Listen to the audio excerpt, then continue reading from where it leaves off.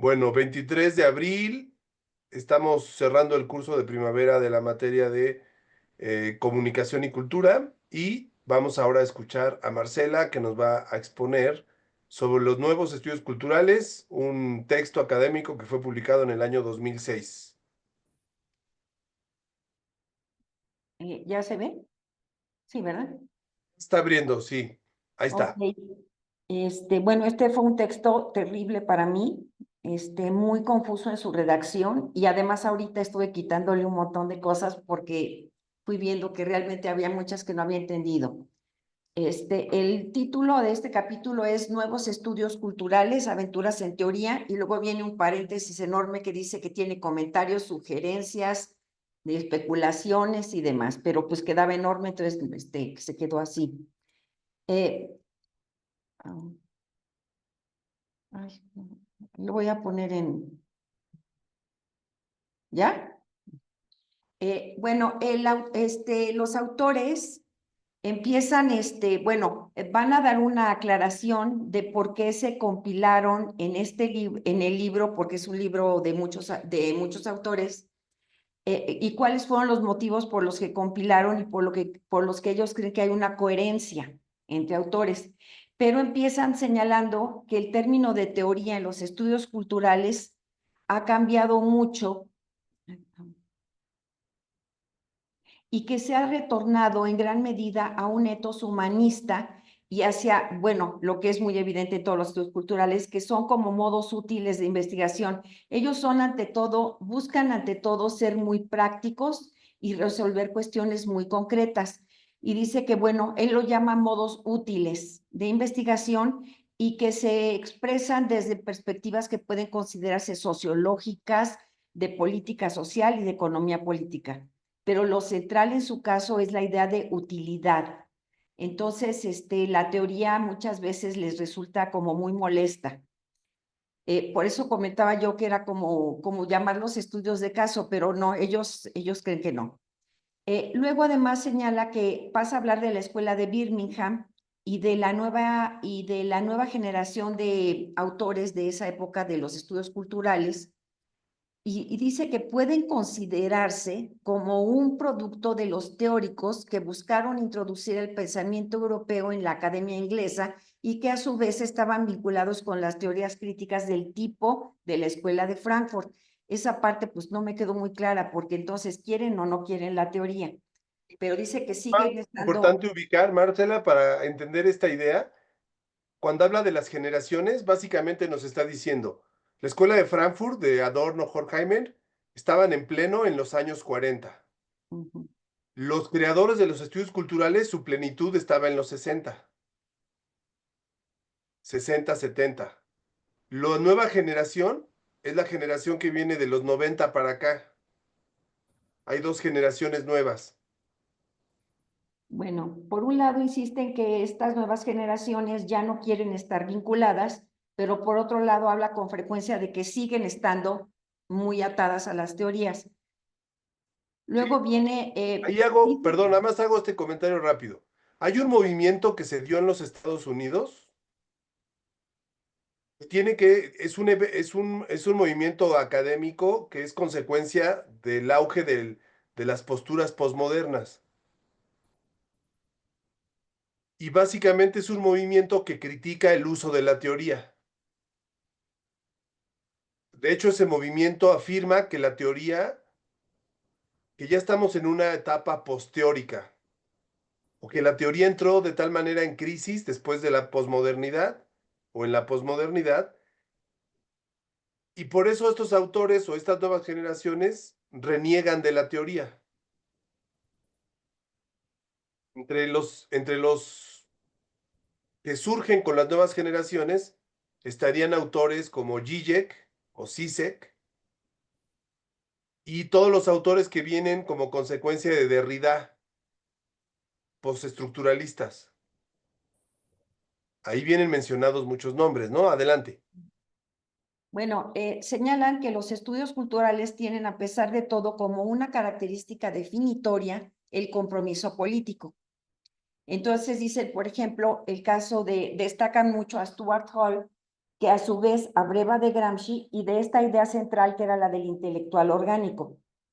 Entonces, por un lado dicen no a la teoría, pero por otro lado, por ejemplo, este que es un autor señero, digamos, dentro de los estudios culturales, está muy vinculado a la idea del intelectual orgánico de Gramsci, que implica un compromiso político muy sólido, pero fundamentado en una teoría. Básicamente ellos sienten que quieren superar, por lo que entendí, las teorías de la vieja izquierda, lo que se llamaría la vieja izquierda, que es la izquierda de pues más o menos hasta la mitad del siglo XX, hasta la primera mitad del siglo Después de XX. después de la Segunda Guerra Mundial viene una crisis y es cuando surge el pensamiento posmoderno. El pensamiento posmoderno hace esta crítica y dice, después de la Segunda Guerra Mundial y la bomba atómica, los grandes relatos entran en crisis. Uno de los grandes relatos es el marxismo. Entonces los autores posmodernos ya no creen en las teorías como narrativas totalizantes. Creen en las teorías como pequeñas explicaciones fragmentarias. Esa es la idea posmoderna. En ese marco histórico, cultural, es que surge esta crítica a usar las grandes teorías y a decir que estamos en una etapa posteórica o en una etapa donde ya las teorías como se usaban antes ya no nos sirven de nada. Eso dicen las nuevas generaciones. Venga. Ok. Luego, sin embargo, él señala, estos autores señalan también que en la coyuntura histórica presente, este, el supuesto como el que manifestaba Hall del intelectual orgánico y relacionado estrechamente con el compromiso político, ya enfrentaba cuestionamientos fundamentales, como, y él plantea, por ejemplo, existe la posibilidad del surgimiento de un movimiento organizado que supere al del pequeño burgués, o lo más probable es que surja una forma desorganizada, descentralizada, anticapitalista y antiguerra. Hay muchos ejemplos de estos movimientos en Europa y entonces ellos lo que se plantean es que no están siguiendo la lógica de la teoría clásica de izquierda que habla de la cohesión de un macromovimiento, Lo sino entendiste que la realidad perfectamente. son todos estos fragmentados. Muy bien, lo entendiste perfectamente. Y Así es. entonces dice, es más probable entonces, pero como pregunta, es descentralizada, anticapitalista y antiguerra. ¿Y pueden entonces los estudios culturales concertar o apoyar a esta especie de movimiento de movimientos? Entonces, para Por él esa es ejemplo, una mira, pregunta esto que fundamental. dices es, esta es muy buena pregunta y es una pregunta de esta nuevas generaciones de los 90 y principios del siglo XXI, de los estudios culturales de más avanzada, ¿no? Por ejemplo, hay autores de los que no hemos platicado, pero están ahí inmersos en esta nuevas generaciones. Hay un autor que son Chantal Mouffe y Ernesto Laclau, ¿sí? Laclau y Mouffe, de origen francés, se basan mucho en Lacan. Lacan no ha salido, pero el psicoanálisis de Lacan, su desarrollo de los años 60 y 70, impacta en ciertas teorías de la política y también de la cultura. Y estos autores, Mouffe y Laclau, tienen una nueva teoría de la democracia y del populismo a partir de conceptos que vienen de los estudios culturales cruzados con el psicoanálisis lacaniano. Ahí hay una vertiente. Luego está la vertiente de los autores que se basan en Derrida, postestructuralismo mezclado con Foucault. Luego hay otra vertiente de los estudios feministas o de género que toman a Judith Butler como su referente. Y hay una vertiente muy importante de dos autores franceses que son Félix Guattari y Deleuze. ¿Les suenan esos filósofos? Tienen un ¿No? libro muy famoso, muy importante, un libro filosófico que se llama Mil Mesetas, de los años 70. Y ese libro anticipa la idea de la fragmentación de todo lo social en redes o en pedacitos, que ya no admiten una explicación totalizante como las viejas teorías previas a la Segunda Guerra Mundial, como tú lo anotaste muy bien. Así que esta pregunta es una pregunta provocadora que forma parte de esos diálogos o discusiones de los años 80, 90 y principios del siglo XXI. Venga.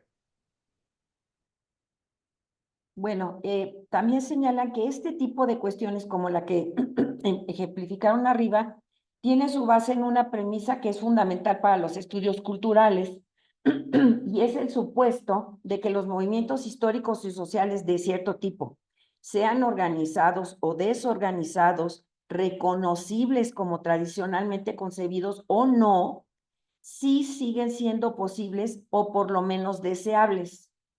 Así lo dice él, ¿eh? Deseables. Lo que sea que signifique. Vaya, a mí me ha costado mucho trabajo entender este autor. Y entonces dice que realmente sí son posibles y que además, si no se, es que ellos se refieren a que los pueden, si lo desean, lo pueden trabajar para crearlo. Entonces, por eso tienen, por lo menos uno diría, bueno, ¿esto qué significa? Lo que pasa es que ellos creen que si está planteado como deseable, para ellos es posible generarlo. Claro, eso del deseo tiene que ver con el psicoanálisis, Marcela. Es una premisa central en el psicoanálisis. Entonces, acuérdate que Lacan tiene unas categorías sobre lo simbólico, lo real, y en esas categorías no se entienden igual que se entienden en el lenguaje común, que es lo simbólico y lo real. Para Lacan es otra definición de lo simbólico, lo real, y ahí es donde entra el tema del deseo. Entonces, en ese sentido lo están planteando. Y luego señala, los autores consideran que ellos en cierta forma se reconocen como de una postura de izquierda, pero no afín a ninguna teoría de izquierda.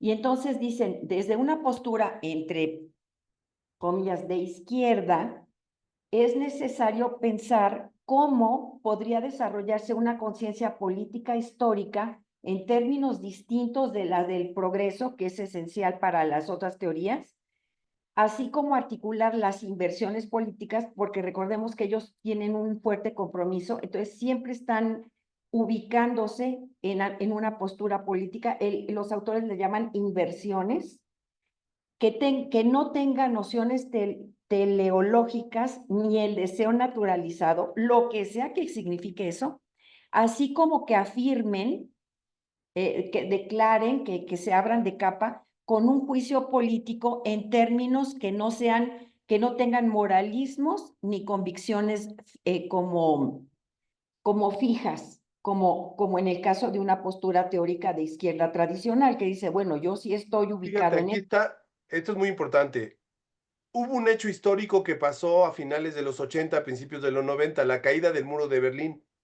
Cuando se cae el muro de Berlín, el marxismo tradicional entra en crisis, porque se dice que llegamos en aquel tiempo, autores de Harvard dicen que llegamos al fin de la historia. Ya no va a haber lucha de clases, todo va a ser capitalismo. Entonces muchos marxistas, la vieja izquierda entró en crisis. Como reacción a la crisis de la vieja izquierda marxista, surge la nueva izquierda. Y la nueva izquierda tiene estas teorías. Se basa en Guattari, se basa en Deleuze, se basa en Derrida, se basa en Zizek, se basa en Laclau, se basa en Lacan. Entonces, vienen nuevos conceptos, nuevas categorías, nuevas explicaciones. Y ya no se espera la revolución, ya no hay confianza en la revolución total de la sociedad, sino en pequeños cambios a partir de movimientos fragmentados, en red, articulados de manera, a través de mil maneras de articulación en la sociedad, ya no con un programa de cambiar al mundo, sino de que cada quien a partir de su identidad y su grupo o su demanda consiga algo. En ese marco histórico está esta discusión. Ok. Yo sí veo una contradicción entre decir que eres de izquierda, aunque sea entrecomillado, y decir que te vas a apartar de una convicción, pero bueno, en fin. Es justo la Luego nueva dice que izquierda, así corresponde piensa, es una izquierda light o una izquierda posmoderna, llamémosle.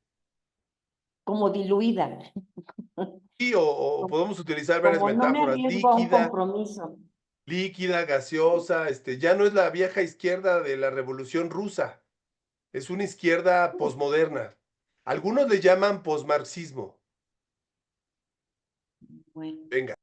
Pues aquí dice que, bueno, que corresponde a los estudios culturales responder todas esas cuestiones y todas estas, más que cuestiones, las exigencias que da en la postura que fija anteriormente.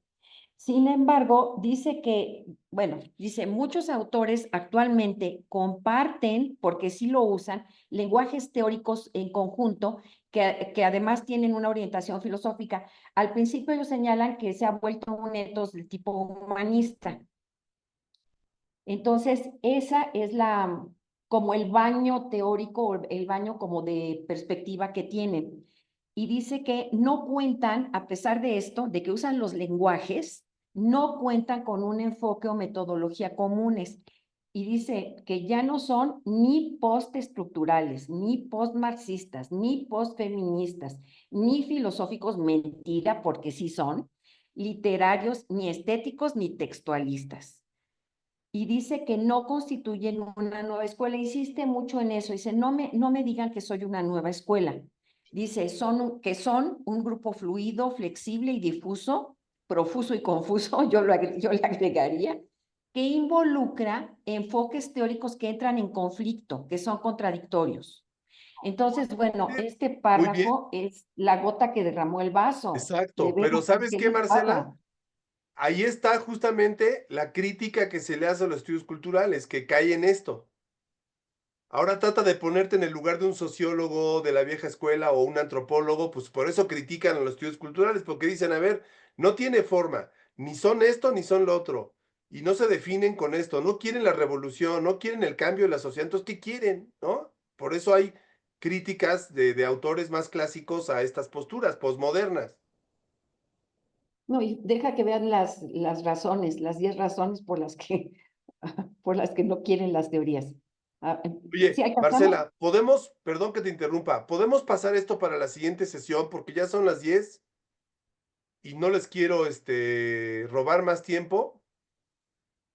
Podemos empezar el próximo miércoles, 10, 15 minutitos para que termines esta parte y continuamos con lo otro. ¿Les parece bien? Ah, bueno, y para Alejandra son las 11 ya, entonces, Ok, ¿están de acuerdo las demás? ¿Sí? Pero muy Sí. bien, lo entendiste perfectamente, Marcela.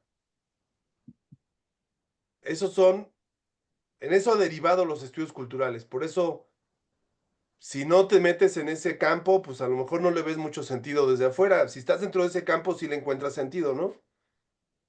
Porque tienes algo que defender, pero si no estás en ese campo, perfectamente puedes desarrollarte como sociólogo, antropólogo, lingüista, literato y no utilizar ese marco teórico o esas posturas, y no pasa nada. Bueno, qué bueno que pudimos tener la sesión, avanzamos. Ya nada más nos quedan dos sesiones. El próximo miércoles sería empezar con los dos primeros autores latinoamericanos y el último miércoles con los últimos dos. Les voy a subir los textos mañana, antes de mediodía, y les aviso a cada quien los textos ya para que lo puedan trabajar. Si tienen dudas, me preguntan. Y nos vemos el próximo miércoles. El próximo miércoles sí es presencial, ¿verdad? ¿Sí estamos todos próximo miércoles? Vale. Ok. Entonces nos veríamos en el salón. Muchas gracias, Marcela. Gracias a todas, que descansen, buena semana, Buenas noches. buenas noches, cuídense, bye. Yes, bye. Adiós, Ale, chao, Marcela, bye.